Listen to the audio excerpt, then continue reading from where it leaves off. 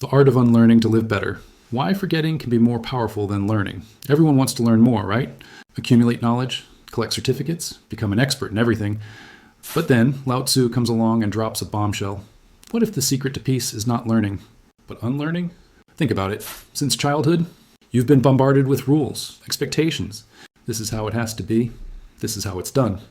You've become a walking library of shoulds, musts, and have-tos. And the result?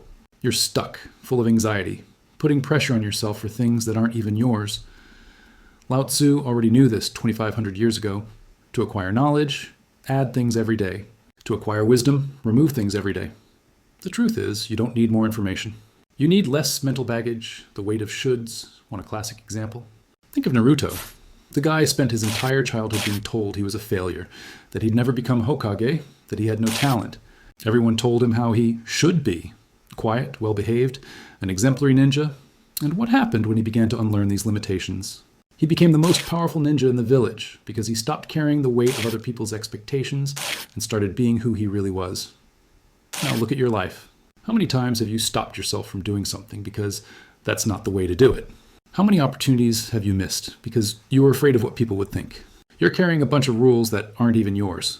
And that makes you heavy, stuck, full of fear. The prison of certainty. And what's more, the more certainties you accumulate, the more trapped you become. You know that guy who has an opinion about everything? Who always knows what's right or wrong? That guy's screwed. Why? Because he became a prisoner of his own convictions. If something doesn't match what he knows, he simply rejects it. If reality changes, he freaks out. If he needs to adapt, he freezes.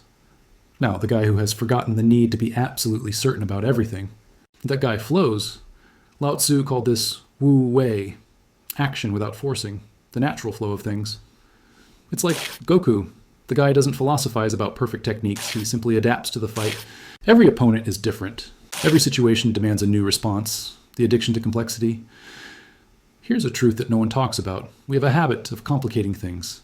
It seems that if something is too simple, it can't be true. We prefer complex explanations, far-fetched theories, and impossible formulas. But guess what?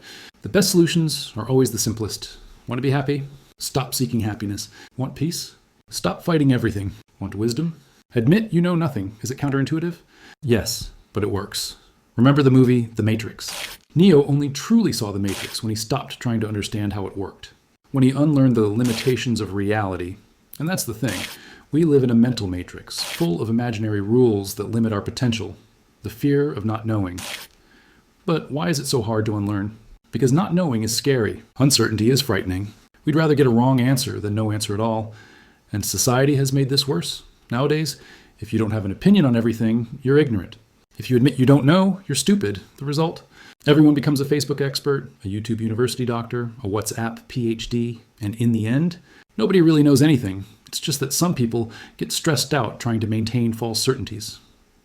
Lao Tzu said, "He who knows that he does not know is wise.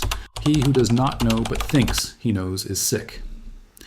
The freedom of I don't know. Now imagine the freedom of admitting, man, I don't know. Suddenly, you no longer need to defend positions that aren't even yours. You no longer need to fight to prove you're right. You no longer need to carry the burden of being the expert in everything. It's like Sensei Miyagi in The Karate Kid. The guy knew a lot, but taught little. He let Daniel discover things on his own, at his own pace. Painting a fence isn't about the fence. It's about finding balance. He could have explained 1,000 theories about martial arts, but he preferred to let the guy unlearn the rush, the anxiety, the need to understand everything at once, the power of the void, and here comes the most badass concept of Taoism. Emptiness is more important than fullness. When you think about a cup, what makes it useful? The porcelain or the empty space that holds the coffee? It's emptiness, right? Your mind works the same way. The more mental junk it fills, the less space it has for truly important things. The more useless certainties you accumulate, the less flexible you become. Unlearning is emptying the cup. It's making room for what really matters. Do you know Aang from Avatar? He mastered all the elements, not because he knew more, but because he could empty his mind and connect with the natural energy of each one.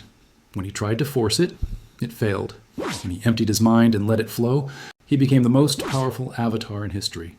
The fear of being simple. But there's a problem. We're ashamed of being simple.